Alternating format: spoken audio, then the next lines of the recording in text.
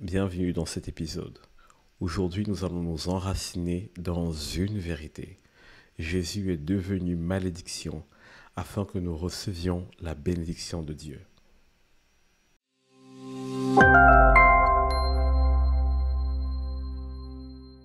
Alors, qu'est-ce qu'une malédiction?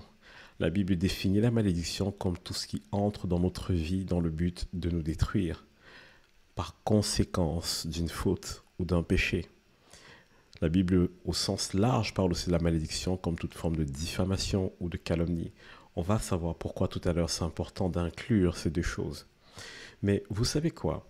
Certains d'entre nous, lorsqu'on regarde notre vie, on a des traces évidentes de choses qui ne vont pas, de cycles infernaux qui ne s'achèvent pas. On se demande pourquoi ces choses m'arrivent. Par exemple, certains d'entre nous, nous sommes nés pauvres et nos enfants sont dans cette même pauvreté.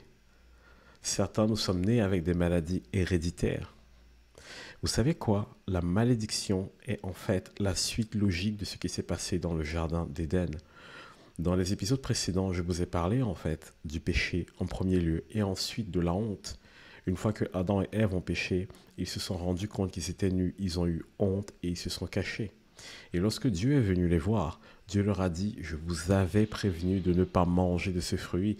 Maintenant, vous devrez en porter les conséquences. » Et c'est la première fois que nous voyons des traces de malédiction dans la Bible.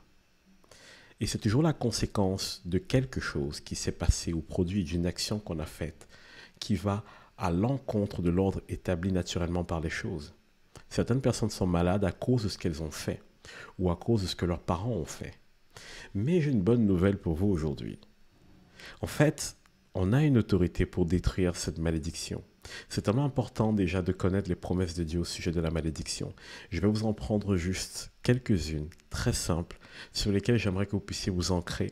Parce qu'en réalité, beaucoup d'entre nous pensons que pour être libre de toute forme de malédiction, il faut faire des jeûnes, des prières très longs. Je ne dis pas qu'il ne faut pas en faire, mais ils ont l'impression que le processus est long et interminable. Mais la vérité libère. Et je crois que si les vérités qui sont dites aujourd'hui entrent dans nos cœurs, nous allons pouvoir vivre en toute liberté. Voici ce qui est écrit dans Jérémie 31, au verset 29. En ces jours-là, on ne dira plus, les pères ont mangé des raisins verts et les dents des enfants en ont été agacées. Alors on va me dire, Steve, je ne comprends pas trop, c'est quoi le rapport? Si vous lisez bien attentivement Jérémie 31, vous voyez que Jérémie parle de cette époque où le Messie viendra, c'est-à-dire quand Jésus est venu sur la terre il y a à peu près 2000 ans de cela. Il parle de cette époque où le Messie viendra et mettra en place une nouvelle loi, une nouvelle règle, une nouvelle façon de fonctionner, qui est d'ailleurs la façon de fonctionner du royaume de Dieu, selon laquelle chacun mourra pour son propre péché.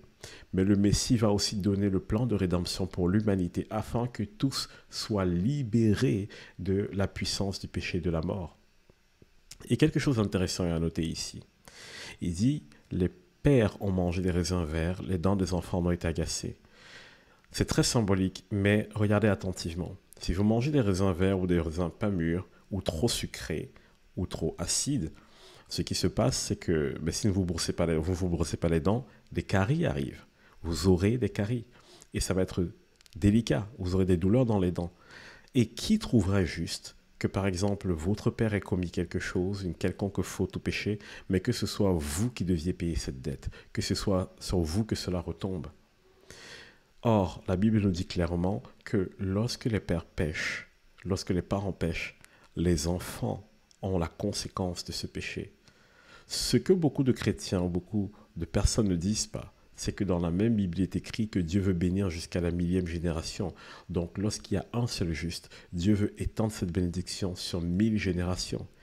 La Bible dit que la malédiction s'étend sur 3 à 4 générations, mais la bénédiction sur 1000 générations. Écoutez attentivement. Dans la Bible, 1000 a un symbole. C'est le symbole de l'infini. Mais beaucoup d'entre nous, on ne le voit pas. C'est le symbole de ce qui ne s'achève pas. C'est le symbole de la plénitude. C'est le symbole de ce qui est rempli à ras-bord. Et donc, lorsqu'on parle de 1000 générations, ce que Dieu est en train de dire, c'est ma bénédiction ne s'achève jamais. Mais il faut bien que le péché, quelque part, puisse être absorbé.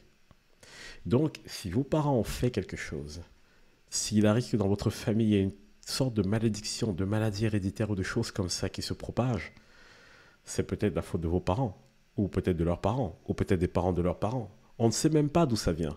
Il y a des gens qui essaient de remonter sur des générations pour trouver le problème. Mais il y a quelque chose d'encore plus simple et plus beau. Cette promesse de Jérémie 31 qui dit « Hey, quand le Messie sera venu, sachez que toutes ces choses ou les actions de vos parents, de vos antécédents qui retombent sur vous vont s'arrêter. » Alors vous allez me dire « Mais Steve, dans ma vie, je suis en train de voir les conséquences encore de cette malédiction. » Je vais vous dire comment vous en débarrasser, comment vous positionner dans la prière. Mais vous savez, la malédiction peut venir aussi d'un péché ou d'une porte ouverte dans notre propre vie. Si nous vivons à gauche, à droite, nous papillonnons, nous allons de relation sexuelle en relation sexuelle sans nous protéger, quelle va être la conséquence? À un moment donné, on peut choper une maladie. Ça, c'est la conséquence de notre propre style de vie. Mais j'aime tellement ce que Jésus dit lui-même et j'aime comment les disciples de Jésus reprennent l'action de Jésus à la croix. Voici ce que l'apôtre Paul nous dit dans Galates 3 au verset 13. Christ nous a rachetés de la malédiction de la loi, étant devenu malédiction pour nous, car il est écrit « Maudit est quiconque est pendu au bois », afin que la bénédiction d'Abraham eût pour les païens son accomplissement en Jésus-Christ et que nous reçussions par la foi l'Esprit qui avait été promis. Alors, c'est beaucoup de choses, mais je vais essayer de simplifier au maximum. De quoi parle Paul ici? La malédiction qui a été prononcée sur Adam et Ève et sur plusieurs générations, nous ne sommes plus obligés de l'accepter, de la porter. Alors, si aujourd'hui vous luttez contre une quelconque forme de malédiction, alors commencez à vous rebeller, parce que la Bible dit que cette malédiction n'a plus aucun pouvoir sur vous. Ça veut dire que c'est une ruse de l'ennemi pour vous voler, pour vous mentir. Vous êtes désormais libre, ou du moins vous avez les clés pour ouvrir cette prison et sortir de là. Vous n'êtes plus obligé d'être victime des conséquences de décisions familiales qui ne vous concernent pas. Et plus encore, si vous avez fait des choses par le passé qui vous ont brisé, qui vous ont mis à genoux, alors venez à Jésus. Si vous n'êtes pas encore chrétien, je vous invite à accepter Jésus comme Seigneur et Sauveur dans votre vie, afin que par son sang, afin que par son action, l'action de son esprit dans votre vie, toute forme de malédiction soit brisée. Mais si vous avez déjà Jésus comme Seigneur et Sauveur, alors n'ayez pas peur, ne vous dites pas « qu'est-ce que je dois faire de plus ?» Ayez la foi, combattez le bon combat de la foi, positionnez-vous dans la vérité de la parole de Dieu, parce que Dieu n'est pas un homme pour mentir. Dans le livre de Romains, il est écrit qu'à cause du péché d'Adam, toute l'humanité a été soumise à la déchéance. Mais dans le même livre, il est écrit qu'à cause, ou alors grâce à l'obéissance de Jésus-Christ, l'humanité entière a accès au rachat de ses péchés, c'est-à-dire la justification par la foi. Alors je vais vous dire une chose aujourd'hui.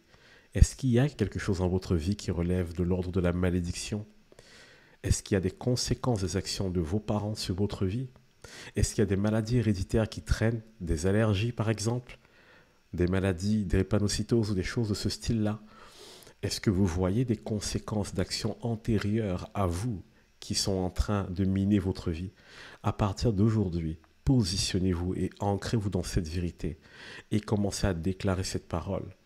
Jésus s'est fait malédiction à la croix afin que moi, je puisse entrer dans la bénédiction de Dieu pour ma vie.